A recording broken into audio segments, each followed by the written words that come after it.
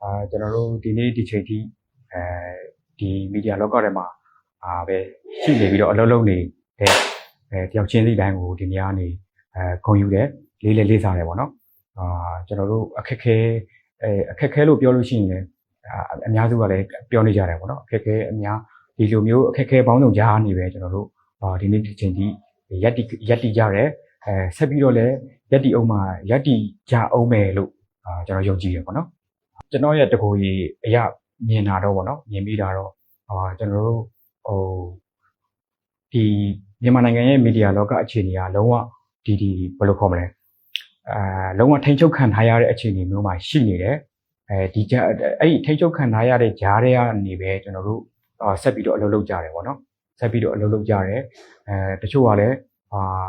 နည်းနည်းလေးအင်ချီနဲ့သွားတာမျိုးလည်းရှိတယ်ပေါ့နော်ဒါပေမဲ့အင်ချီနဲ့ယုံအဆင့်မှာပဲရှိတယ်ပေါ့နော်ဒါပေမဲ့ဒီလုံးဝပြတ်ကွက်သွားတာတော့မဟုတ်ဘူးလို့ကျွန်တော်မြင်တယ်အဲ့ဒီအတွက်ကျွန်တော်တို့ဒီလောက်ခွင့်မရဘူးလောက်လို့လည်းမရဘူးဆိုတဲ့ဂျားတွေကပဲကျွန်တော်တို့ရှင်းတန်ကြတဲ့အနေအထားမျိုးရှိပါတယ်လို့ကျွန်တော်အဲ့လိုပဲမြင်ပါတယ်ပထမတစ်ခုကတော့ကျွန်တော်တို့ဒီသတင်းရယူတဲ့နေရာမှာပေါ့နော်ကျွန်တော်တို့ဆိုဘာကြုံရလဲဆိုတော့နှစ်ဖက်အခက်ခဲကြုံရတယ်တစ်ဖက်မှာကပေါ်တင်ပေါ့နော်ပေါ်တင်ကျွန်တော်တို့ထိန်းချုပ်ကန့်သက်တဲ့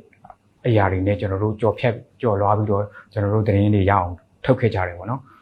်နောက်တစ်ဖက်ကျတော့ကျွန်တော်တို့ဒီတော်လိုင်းရေးလို့ပြောတဲ့ဘက်အချမ်းမှာလဲကျွန်တော်တို့ကိုမြင်တဲ့အမြင်ပေါ့နော်ကျွန်တော်တို့ဒီသတင်းအလုပ်လုပ်တဲ့ဟာကိုသူတို့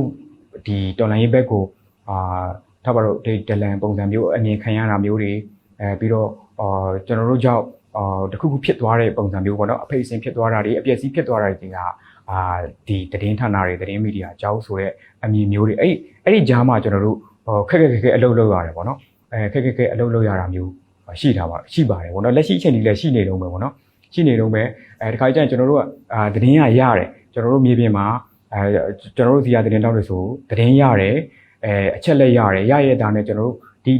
ီတချို့အချက်လက်တွေကချက်ချင်းထုတ်လို့ရတာရှိတယ်တချို့အချက်လက်တွေကနည်းနည်းလေးအချိန်ဆိုင်မှထုတ်ရတာရှိတယ်ပေါ့နော်ဒါပေမဲ့အဲ့လိုမျိုးအများစုကကျွန်တော်တို့ဘာကြုံရလဲဆိုတော့ဒီကျွန်တော်တို့ထုတ်လိုက်တဲ့ဟာကိုထုတ်လိုက်တဲ့သတင်းကြောင့်လုံခြုံရေးချိုးပေါက်ခံရမယ်ဆိုတော့စိတ်ကူးတွေအတွေးတွေပေါ့နော်အဲ့လိုမျိုးကန့်သက်ချက်တွေနဲ့ရှိတဲ့အတွက်သတင်းထုတ်တဲ့နေရာမှာလည်းကျွန်တော်တို့အကန့်အသတ်တွေနဲ့ရှိတယ်ပေါ့နော်အဲ့ဒါတော့နှစ်ဖက်ရှိနေရတဲ့အခြေအနေပေါ့ဒါသတင်းရယူရတဲ့အပိုင်းပေါ့နော်နောက်တစ်ပိုင်းကတော့ကျွန်တော်တို့ဒီမြန်မာခေတ်ကိုလက်တလောဒါမျိုးလုပ်တယ်ပေါ့နော်ကျွန်တော်အရှိပိုင်းမှာလည်းကျွန်တော်ဖြည့်ခဲ့တယ်ပေါ့နော်ဘာလဲဆိုတော့ဒီချိန်ကြီးရမှာဘာလို့ဒီလိုထားလို့ရတယ်လဲဆိုတဲ့ဟာပေါ့နော်ဘာဖြစ်လဲဆိုတော့ကျွန်တော်တို့မြန်မာခေတ်ကဒီအရှိပိုင်းမှာလည်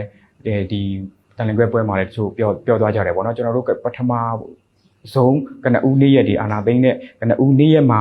ပဲဝင်စည်းခံရတာသတင်းတိုက်တွေကိုဝင်စည်းခံရတာဖြစ်စည်းခံရတာအဲ့ဒီထဲမှာပဲမြန်မာခေတ်ကလည်းတခုအပါဝင်ဖြစ်တယ်ပေါ့နော်တခုအပါဝင်ဖြစ်တယ်ကျွန်တော်ဆိုဒီဓာတ်ပုံမှတ်တမ်းတွေလက်ထက်မှာမသိမိလိုက်ဘူးပေါ့နော်မသိမိလိုက်ဘူးဒီမြန်မာခေတ်ရုံးကိုဝင်စည်းခံရတယ်ပေါ့နော်ကျွန်တော်တို့ဒီထုတ်ပြန်ချက်မှာလည်းထုတ်ထားတယ်ဝင်စည်းခံရတယ်ပြီးတော့အထက်ရပစ္စည်းတွေပေါ့နော်ကွန်ပျူတာတွေပစ္စည်းတွေဒီရုံးပိုင်းဆိုင်ရာလုပ်ငန်းသုံးပစ္စည်းတွေမှန်သမျှကိုရိုက်ချိုးဖျက်ဆီးသွားတယ်ပေါ့နော်ဆိုတော့အဲ့ဒီကနဦးနေ့ရက်တွေမှာဒီလိုမျိုးလုပ်ခဲ့တယ်ဒီဂျာကာလာကကျွန်တော်တို့ရောက်တဲ့နေရာနေပြီးတော့ပဲကျွန်တော်တို့သတင်းတွေကိုရအောင်ထုတ်ခဲ့တယ်ကျွန်တော်တို့ကိုအလုပ်ကိုရအောင်လုပ်ခဲ့တယ်ပေါ့နော်ခုနကျွန်တော်ပြောသလိုအခက်အခဲပေါင်းစုံရရတယ်ပဲရသလောက်ကိုရအောင်ကျွန်တော်တို့အလုပ်ကိုဆက်လုပ်ခဲ့တယ်သူတို့ဒီမှာလည်းဒီမတ်ပုံပြန်တင်တာတွေတက်တန်းပြန်တိုးတာတွေကျွန်တော်တို့မလုပ်ခဲ့ဘူးပေါ့နော်ဘာလို့လဲမြန်မာခေတ်ကအရင်ဒီအရသာဆိုရလက်ထက်မှာမတ်ပုံတင်ခဲ့တာရှိခဲ့ဘူးလေပေါ့နော်ရှိခဲ့ဘူးလေဂျားမှာကျွန်တော်တို့ဘာမှဒီဆက်မလုပ်ဘူးဒီ process တွေကျွန်တော်တို့ဆက်မလုပ်ဘူးဒါပေမဲ့အခုအချိန်ကြမှာဒီလိုမျိုးထုတ်ပြန်လာတယ်ပေါ့နော်လုပ်ငန်းလိုင်စင်ပိတ်သိမ်းကြောင်းထုတ်ပြန်လာတယ်ဆိုတော့ကျွန်တော်တို့စဉ်းစားလို့မရတဲ့အချက်ဖြစ်တယ်ပေါ့နော်လုပ်ငန်းလိုင်စင်ပိတ်သိမ်းကြောင်းဆိုတာကျွန်တော်တို့ကသူ့ဒီမှာသွားပြီးတော့တက်တန်းလုပ်ငန်းလိုင်စင်လျှောက်ထားတာလည်းမဟုတ်ဘူးတက်တန်းတိုးထားတာလည်းမဟုတ်ပဲနဲ့သူကဒီစစ်တပ်ကဒီလိုမျိုးထုတ်ပြန်လာတယ်ဆိုတော့အဲ့ဒီဟာဘယ်လိုလဲတော့မသိဘူးပေါ့နော်ကျွန်တော်တို့စဉ်းစားလို့မရဘူးဒါပေမဲ့ဘယ်လိုနည်းနဲ့ပဲဖြစ်ဖြစ်ကျွန်တော်တို့ဒီကနဦးနေ့ရက်က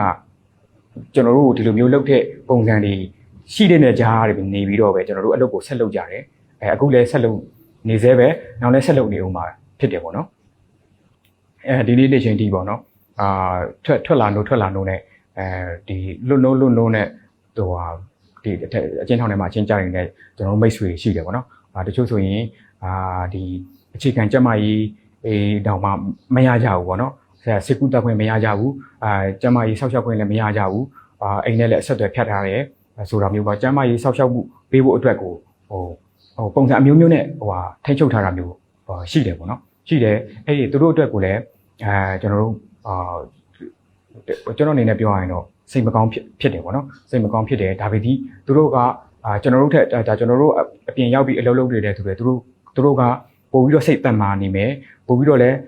သူတို့ရဲ့ဒီမီဒီယာအပေါ်သတင်းလောကအပေါ်မှာသူတို့ဒီထက်မကကျွန်တော်တို့ထက်ကျွန်တော်တို့ဒီလောက်ထိစိတ်ဓာတ်တန်မာဆိုတလို့သူတို့ဒီထက်မကစိတ်တန်မာနေကြမယ်လို့ကျွန်တော်ယုံကြည်ရပေါ့နော်